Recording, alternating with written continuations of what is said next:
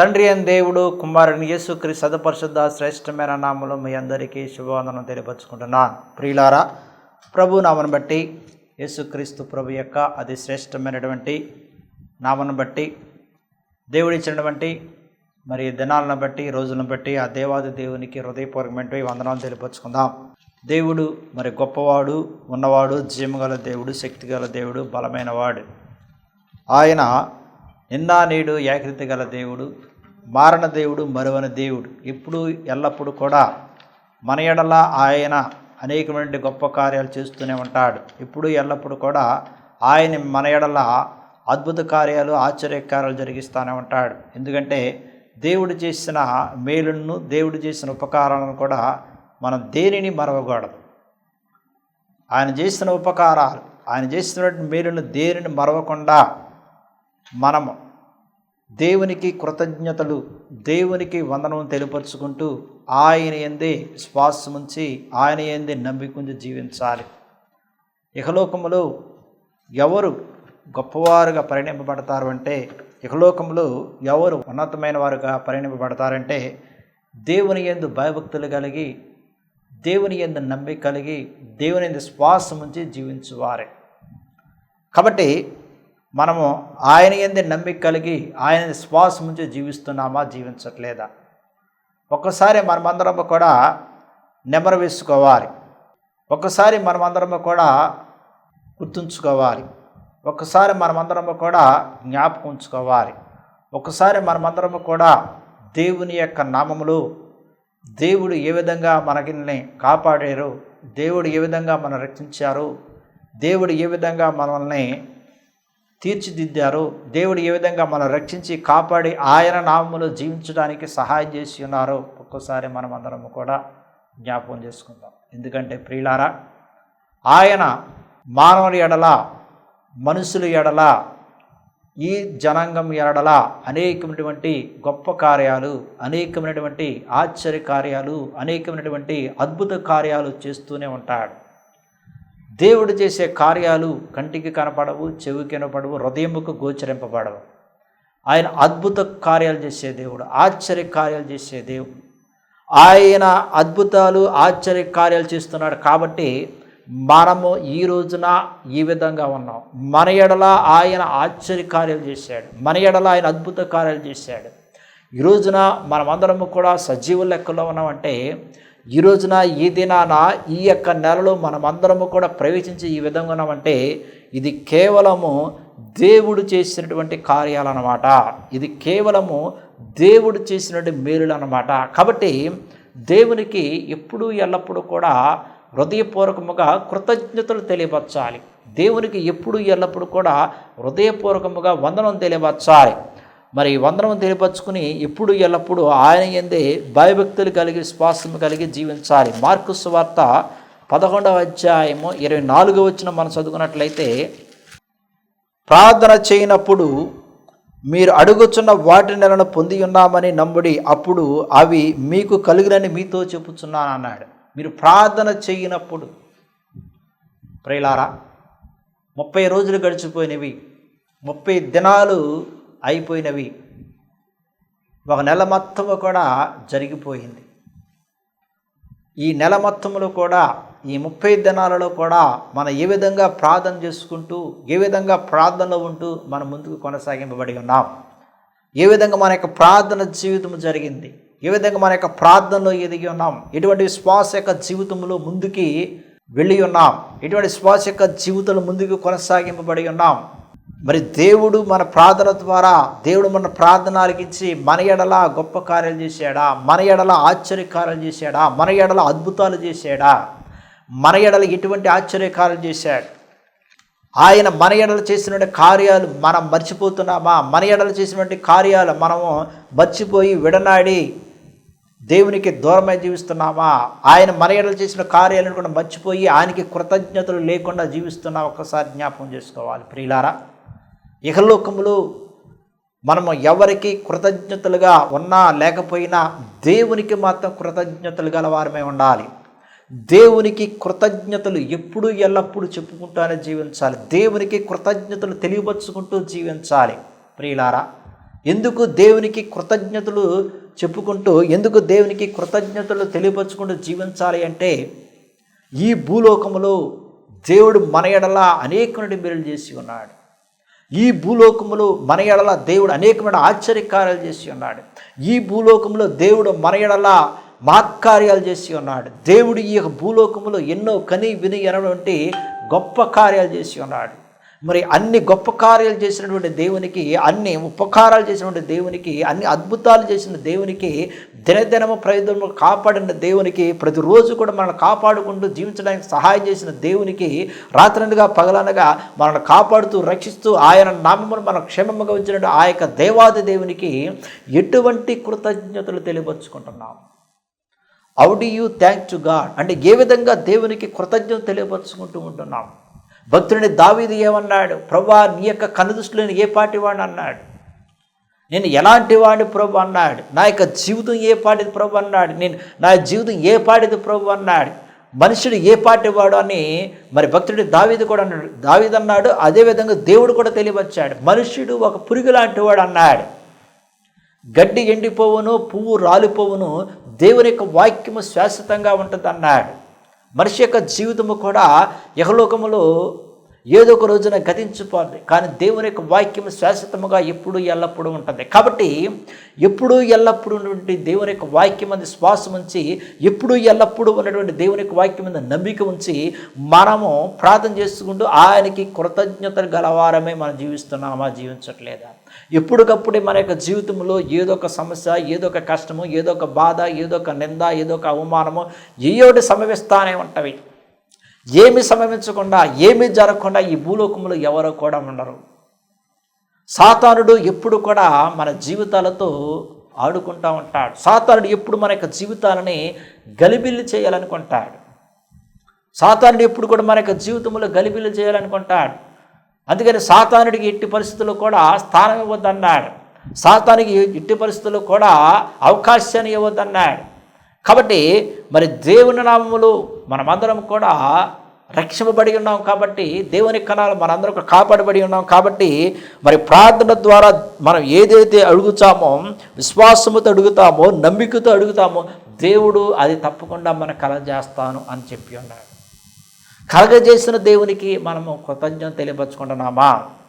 కలగజేసిన దేవునికి మనం వందనము తెలియపరుచుకుంటున్నామా? కీర్తనలు 95:1 నుంచి మనం చదువుకున్నట్లయితే, రండి యెహోవాను గూర్చి ఉత్సాహధ్వని చేయదము, మన రక్షణ దుర్గమును బట్టి సంతోషగానం చేయదము, కృతజ్ఞస్థుతులతో ఆయన సన్నిధికి వచ్చేదము, కీర్తనల పాడుచు ఆయన పేరట సంతోషగానం చేయదము.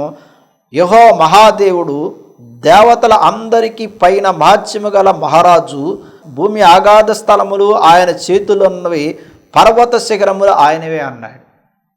చూడండి ప్రియులారా, రండి యెహోవాను గురించి ఉత్సాహధ్వని చేయదమన్నాడు.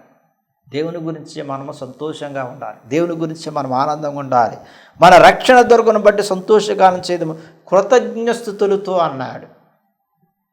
కృతజ్ఞస్థుతులతో మనము ఆయన యొక్క సన్నిధానానికి వెళ్ళి కీర్తనలు పాడుచు దేవునికి వందనములు తెలియపరుచుకుంటూ, దేవునికి స్తోత్రం తెలియపరుచుకుంటూ, ఆయనకి ఎప్పుడు ఎల్లప్పుడూ కృతజ్ఞతలు గలవారమే జీవించడానికి మనం ప్రయత్నం చేయాలి. ప్రియులారా, ఒక దినము గడిచి మరొక దినములోకి వెళుతున్నామంటే దేవుడు మనల్ని కాపాడుతున్నాడు. ఒక రోజు గడిచి మరొక రోజులకు వెళుతున్నామంటే దేవుడు మనం రక్షిస్తున్నాడు. ఒక వారం అంతా కూడా మన క్షేమంగా ఉన్నామంటే దేవుని యొక్క కృప మన ఎడల ఎంతగానో ఉంది. ప్రియులారా, మరి ఒక నెల మొత్తము కూడా దేవుడు మనం కాపాడి రక్షించి ఆయన నామములో మనం జీవించడానికి సహాయం చేస్తున్నాడంటే దేవుడు మన ఎడల ఎంత గొప్ప కార్యాలు చేస్తున్నాడు. దేవుడు మన ఎడల ఎన్ని ఆశ్చర్యకార్యాలు చేస్తున్నాడు. దేవుడు మన ఎడల ఎన్ని అద్భుతాలు చేస్తున్నాడు. కాబట్టి దేవుడు చేసినటువంటి కార్యాలు, దేవుడు చేసిన అద్భుతాలు మనం దేనిని కూడా మరవకూడదు. దేనిని కూడా మరవకుండా ఆయనకే మనము కృతజ్ఞత గలవారమై ఆయనకే మన వందనము తెలియపరుచుకుంటూ జీవించాలి అన్నమాట. 92వ కీర్తన 1 నుంచి 2 వరకు చదువుకున్నట్లయితే, యెహోవాను స్తుతించడం మంచిది, బహోన్నతుడు నీ నామమును కీర్తించడం మంచిది, ఉదయమున నీ కృపను, ప్రతి రాత్రి నీ విశ్వాసత్యమును 10 తంతుల స్వర మండలముతోను గంభీర ధ్వని గల సితారతోను ప్రచురించడం మంచిది. చూడండి ప్రియులారా, యెహోవాను స్తుతించడం మంచిది. ఎందుకు దేవుని స్తుతించాలి? ఎందుకు దేవుని మహింపరచాలి? ఎందుకు దేవనామాన్ని కీర్తించాలి? ఎందుకు దేవనామాన్ని కొనియాడాలి? ప్రియులారా, ఎందుకంటే దేవుడు మన ఎడల గొప్ప కార్యాలు చేస్తున్నాడు. దేవుడు మన ఎడల ఆశ్చర్యకార్యాలు చేస్తున్నాడు. దేవుడు మన ఎడల కని విని ఎరవంటి గొప్ప కార్యాలు చేస్తున్నాడు. కాబట్టి మనము ఆయన స్తుతించాలి, ఆయన మహింపరచాలి, మనము ఆయన కీర్తించాలి. హృదయపూర్వకముగా దేవుని మహింపరచాలి. ఎందుకంటే ఈ హృదయాన్ని, ఈ ప్రాణాన్ని ఇచ్చినటువంటి దేవుడు గొప్ప దేవుడు అన్నమాట. ఈ ప్రాణాన్ని ఇచ్చింది ఎవరు? దేవుడే. ఈ హృదయాన్ని కలగజేసింది ఎవరు? దేవుడే. యహలోకములో ఈ జీవితాన్ని అనుగ్రహించింది ఎవరు? దేవుడే. ఈ గాలిని సృష్టించింది ఎవరు? దేవుడే. ఈ భూమిని సృష్టించింది ఎవరు? దేవుడే. సూర్యచంద్ర నక్షత్రములను సృష్టించింది ఎవరు? దేవుడే. ఈ గాలి లేకపోతే మనిషి జీవించగలుగుతాడా? సూర్యచంద్ర నక్షత్రం లేకపోతే మనిషి జీవించగలుగుతాడా? రాత్రి పగలు లేకపోతే మనిషి జీవించగలుగుతాడా? ఈ భూలోకములో ఈ భూమి లేకపోతే మనిషి జీవించగలుగుతాడా? ఈ పంటలు లేకపోతే మనిషి జీవించగలుగుతాడా? ఈ నీరు లేకపోతే మనిషి జీవించగలుగుతాడా? ప్రియులారా, మనిషికి కావలసిన అన్నీ కూడా దేవుడు ముందుగానే ఏర్పాటు చేశాడు. మనం పుట్టక మునిపే, మన జన్మించక మునిపే, మన ఈ భూలోకములో ఈ పొడవు మీద రాక మునిపే దేవుడు మానవుడికి, మనిషికి కావలసిన అన్నీ కూడా అనుగ్రహించాడు. అనుగ్రహించిన దేవునికి మనము వందనం తెలియపరుచుకుంటున్నామా? అనుగ్రహించిన దేవునికి మన కృతజ్ఞత తెలియపరుచుకుంటున్నామా? అనిపించిన మన యొక్క దేవునికి మనం ఏ విధంగా కృతజ్ఞతలు గలవారమే జీవిస్తున్నాం? మనం ఏ విధంగా దేవునికి వందనములు తెలియపరుచుకుంటూ జీవిస్తున్నాం? కొలసీలకు రాసిన 4:2 చదువుకున్నట్లయితే, ప్రార్థన యందు నిలకడగా ఉండి కృతజ్ఞత గలవారే దాని యందు మెలకుగా ఉండండి అంటున్నాడు. ప్రార్థన యందు ఏ విధంగా నిలకడగా ఉండాలి, స్థిరత్వము కలిగి ఉండాలి, దృఢముగా నిశ్చయముగా పట్టుదలతో ప్రార్థన చేసుకుంటూ ఉండాలి. ప్రార్థన యందు నిలకడగా ఉండండి అంటున్నాడు. శోధనలు వస్తవి, సైతాన్ యొక్క శోధనలు వస్తవి, దురాత్మల యొక్క ఆత్మలు ఆవరిస్తవి, సాతానుడు వెన్నంటి తొడుతానే ఉంటాయి. సాతానుడు అనేక రకాలుగా మనం శోధిస్తూనే ఉంటాడు. సాతాను యొక్క క్రియలు కూడా మన యొక్క జీవితంలో జరుగుతూ ఉంటవి. ఈ సాతాను క్రియలు మన యొక్క జీవితంలో జరిగినప్పుడు కూడా, సాతానుడు అనేక రకాలుగా మనం శోధించినప్పుడు కూడా మన శోధనలోకి వెళ్లకుండా ప్రార్థనే మనం ఎంచుకుని ఎల్లప్పుడూ ఎప్పుడు ప్రార్థన చేసుకుంటూ నిలకడ తత్వము కలిగి జీవించాలి అన్నమాట. అందుకని మీరు మెలకుగా కలిగి ప్రార్థన చేయండి అన్నాడు. సాతాను యొక్క శోధనను జయించడానికి మీరు మెలకుగా కలిగి ప్రార్థన చేయండి అని యేసుక్రీస్తు ముందుగానే తెలియవచ్చాడు. ఎందుకని యేసుక్రీస్తు ముందుగానే తెలియవచ్చాడంటే, ప్రియులారా, సాతానుడు మన యొక్క జీవితంలో ప్రవేశిస్తాడని దేవునికి తెలుసు. సాతానుడు మన యొక్క జీవితమును ప్రవేశించి మన యొక్క జీవితాన్ని చిన్నాభిన్నం చేస్తాడని దేవునికి తెలుసు. దేవునికి తెలుసు కాబట్టి దేవుడు ముందుగానే తెలియవచ్చాడు. ఈ సాతాను యొక్క క్రియలను, సాతాను యొక్క శోధనను, సాతాను యొక్క యుక్తి నుంచి మీరు బయటపడాలి అంటే మొట్టమొదటిగా మీరు ఎంచుకునే ఆయుధం ఏమిటంటే ప్రార్థన అన్నాడు. మెలకుగా ఉండి ప్రార్థన చేయండి అన్నాడు. మెలకుగా ఉంటేనే మనం సాతాను యొక్క క్రియలను ఎదుర్కోగలుగుతాం. మెలకుగా ఉంటే సాతాను యొక్క క్రియలను ఎదుర్కొని వాటిని జయించగలుగుతాం. మెలకుగా ఉంటేనే సాతాను యొక్క యుక్తుల్ని మనం జయించగలుగుతాం. అందుకని మెలకుగా ఉండి మీరు ప్రార్థన చేయండి అన్నాడు. నిలకడగా ఉండి మీరు ప్రార్థన చేయండి అన్నాడు. నిలకడగా ఉండి ప్రార్థన చేయడం మాత్రమే కాకుండా కృతజ్ఞత గలవారమే అన్నాడు. కృతజ్ఞత భావముతో, కృతజ్ఞత గలవారమే మెలకుగా ఉండి మీరు దేవునికి ప్రార్థన చేసుకుంటూ ఎప్పుడు ఎల్లప్పుడూ జీవించండి అని దేవుడు తన వాక్కు ద్వారా తెలియపరుస్తున్నాడు. కాబట్టి మనం ఏ విధంగా దేవునికి ఆయన చేస్తున్న మేలు నిమిత్తము కృతజ్ఞత తెలియపరుచుకుంటున్నాం. 2 కొరింథీయులకు రాసిన లేఖ 9:11 చదువుకున్నట్లయితే, ఇటు ఔదార్యము వలన మా ద్వారా దేవునికి కృతజ్ఞతలు చెల్లింపబడును. ఎలాగనగా ఈ సేవను గూర్చిన పరిచర్య పరిశుద్ధుల అక్కరలకు సహాయము కలుగు చేయడం మాత్రము కాకుండా అనేకులు దేవునికి చెల్లించు కృతజ్ఞస్థుతులు మూలముగా విస్తరించుచున్నది అన్నాడు. కృతజ్ఞస్థుతులు చెల్లించాలి దేవునికి. ప్రియులారా, కృతజ్ఞస్థుతులు చెల్లించబడిన అన్నాడు. మరి ప్రతి విషయం నందు కూడా దేవుని యందు మన శ్వాసం ఉంచి, మరి దేవుడు మన ఎడల చేసినటువంటి కార్యాలను బట్టి మనం ఎప్పుడూ ఎల్లప్పుడూ ఏం చేయాలంట? కృతజ్ఞతలు తెలియపరచాలి, వందనములు తెలియపరచాలి. ఇట్టే ఔదార్యమును వలన మా ద్వారా దేవునికి కృతజ్ఞతలు చెల్లింపబడను అన్నాడు. దేవుడు మనుషుల ఎడల, మానవుడి ఎడల చేసినటువంటి కార్యాలను బట్టి. అందుకని 2 తిమోతి 4:6 5వ వచనం మనం చదువుకున్నట్లయితే, నీవు అన్ని విషయములు మితముగా ఉండము, శ్రమపడము, సువాస్తునిగా పనిచేయము, నీ పరిచర్యను సంపూర్ణముగా జరిగించమన్నాడు. దేవుని యొక్క పని ఎప్పుడూ ఎల్లప్పుడూ మరి చేసుకుంటూ మరి కృతజ్ఞతలు గలవారమై ఆయన పనులు ముందుకు కొనసాగింపబడాలి అన్నమాట. కీర్తనలు 106:1 చదువుకున్నట్లయితే, యెహోవా దయాళుడు, ఆయనకు కృతజ్ఞస్తుతులు చెల్లించండి అన్నాడు. యెహోవా ఎలాంటి వాడంట? దయాళుడు. ఆయనకి ఏం చేయాలంట? కృతజ్ఞతలు స్తుతులు చెల్లించాలి. తర్వాత వాక్యం ఏం రాయబడిందంటే, ఆయన కృప నిత్యముడును అన్నాడు. ఆయన కృప లేకపోతే మనం లేం. ఆయన కృప లేకపోతే మనం జీవించలేం. ఆయన కృప అంటే దేవుడు ప్రతి మనిషికి ఇచ్చినటువంటి ఒక ఆత్మ. ఆ ఆత్మ కృప రూపంలో మనం నడిపిస్తుంది. అదొక శక్తి లాంటిది అన్నమాట. దాన్ని ఎవరు చూడలేరు, ఎవరు పొందుకోలేరు, ఎవరు కలిగి ఉండరు. కానీ ఆ శక్తి మనకి తెలియకుండానే అది మనల్ని ఎప్పటికప్పుడు వెన్నింటి నడిపిస్తూనే ఉంటుంది. అది మనలోనే ఉంటుంది, మన మధ్యలోనే ఉంటుంది, మన ముందే ఉంటుంది, మన వెనకాలే ఉంటుంది, మన ప్రక్కన ఉంటుంది, నలువైపులో ఉంటుంది, మన మీద ఉంటుంది. మరి దేవుని యొక్క కృప లాంటిది అన్నమాట. అది ఆవరిస్తుంది అన్నమాట. అది ఒక శక్తి లాంటిది, అది ఒక బలం లాంటిది. కానీ అది మనము కలిగి ఉన్నామని మనం అనుకోం, కానీ అది మనలో ఉంటుంది. అది దేవుడు ఇచ్చినటువంటి గొప్ప వరం అన్నమాట ప్రియులారా. ఆ కృపావరాలు, కృపశక్తి, కృపమహిమ, కృప ఆత్మ. అందుకని ఆయన కృప నిత్యముడును అన్నాడు, శాశ్వతంగా ఉండును అన్నాడు, ఎప్పుడు ఎల్లప్పుడు ఉండును అన్నాడు. అందుకని ఆయనకి ఏం చేయాలంట? కృతజ్ఞస్తుతులు తెలియపరచాలి అన్నాడు. కృతజ్ఞస్తుతులు తెలియపరచండి అన్నాడు.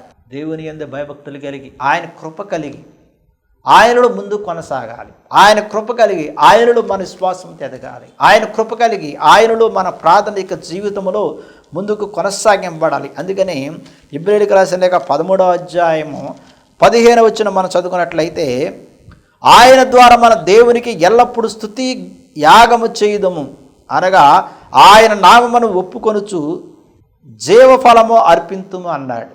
చూడండి, ఎల్లప్పుడూ స్తుతి యాగం చేయదమన్నాడు. దేవుని ఎప్పుడు ఎల్లప్పుడు స్తుతించాలి. దేవుని ఎప్పుడు ఎల్లప్పుడు మహిమపరుస్తూ ఉండాలి. దేవుని ఎప్పుడు ఎల్లప్పుడు మహిమపరుస్తూ స్తుతిస్తూ ఆయన నామాన్ని మనం కొనియాడుతూ ఉండాలి. ఎందుకంటే దేవుడు చేసే కార్యాలు అవి కంటికి కనపడవు, హృదయముకు గోచరింపబడవు. ఆయన చేసే కార్యాలు అద్భుతమైనవి, ఆయన చేసే కార్యాలు అనంతమైనవి. అందుకని దేవుడు మన ఎడల గొప్ప కార్యాలు, ఆశ్చర్య కార్యాలు చేస్తూనే ఉంటాడు. 107వ కీర్తన 21వ వచనం మనం చదువుకున్నట్లయితే, ఆయన కృపను బట్టి నరులకు ఆశ్చర్య కార్యములను బట్టి వారి యెహోవాకు కృతజ్ఞస్తుతులు చెల్లించుదురుగాక అన్నాడు. చూడండి, ఆయన చేసినటువంటి కార్యాలను బట్టి, ఆయన చేసినటువంటి అద్భుతాలను బట్టి మరి దేవునికి మన కృతజ్ఞతలు తెలియపరుచుకుంటూ ఉండాలి. వారు కృతజ్ఞ అర్పణములు చెల్లించుదురుగాక అన్నాడు. ఉత్సాహధ్వనితో ఆయన కార్యములను ప్రకటించుదురుగాక అన్నాడు. ఉత్సాహంతో ఆయన చేసిన కార్యాలు ఏం చేయాలి? ప్రకటించాలి. అందుకని దేవుడు చేసే కార్యాలు కంటికి కనపడు, చెవికి వినపడు, హృదయంకు గోచరింపబడవు. కాబట్టి ఆయన చేసిన కార్యాలను మనం ఎప్పుడు ఎల్లప్పుడూ కృతజ్ఞత భావం గలవారమై వందనమును తెలియపరుచుకుంటూ జీవిస్తూనే ఉండాలి. కీర్తనలు 69:30వ వచనం మనం చదువుకున్నట్లయితే, కీర్తనలతో నేను దేవుని నామమును స్తుతించెదను, కృతజ్ఞస్తుతులతో నేను ఆయనను గణపరిచెదను అన్నాడు. భక్తుని దావీదు ఏమంటున్నాడు? కీర్తనలతో నేను ఆయనను మరి గణపరిచెదను, కీర్తనలతో దేవుని నామమును స్తుతించెదను అన్నాడు. చూడండి ప్రియులారా, మనం ఎవరిని స్తుతించాలి, ఎవరిని గణపరచాలంటే దేవుణ్ణి. ఇహలోకములో మనం చాలామందిని పొగుడుతూ ఉంటాం.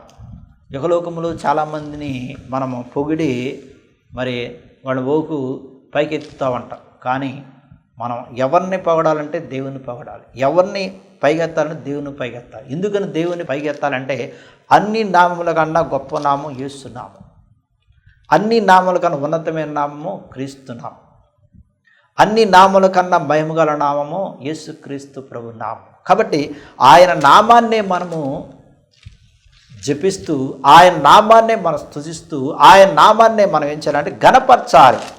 ఆయన నామాన్ని గణపరుస్తూ ఉండాలి, ఆయన నామాన్ని మహిమపరుస్తూ ఉండాలి. అందుకని కొలస్సీలకు రాసిన లేఖ 3వ అధ్యాయము 16వ వచనం మనం చదువుకున్నట్లయితే, సంగీతములతోనూ కీర్తనలతోనూ ఆత్మ సంబంధమైన పద్యములతోనూ ఒకరికొకడు బోధించుచు బుద్ధి చెప్పుచు కృపా సహితముగా మీ హృదయములో దేవుని గూర్చి గానము చేయుచు సమస్త విధమైన జ్ఞానముతో క్రీస్తు వాక్యము మీలో సమృద్ధిగా నివసింపనీయుడి. చూడండి, కీర్తనలతోనూ సంగీతములతోనూ మరి గానము చేయొచ్చు సమృద్ధిగా దేవుని యొక్క వాక్యాన్ని ఎక్కడ ఉంచాలంటే మన హృదయంలో ఉంచాలి. ఎప్పుడైతే దేవుని యొక్క వాక్యము మన హృదయంలో సమృద్ధిగా ఉందో, ఎప్పుడైతే దేవుని యొక్క వాక్యం మన యొక్క హృదయంలో సమృద్ధిగా నివసిస్తుందో, ఎప్పుడైతే దేవుని వాక్యం మన యొక్క హృదయంలో సమృద్ధిగా ఉందో, అప్పుడే దేవుని మహిమపరుస్తాం, అప్పుడే దేవుని కనపరుస్తాం, అప్పుడే దేవుని స్తుతిస్తాం, అప్పుడే దేవునికి హృదయపూర్వకమైన వందనము తెలియపరుచుకుంటాం.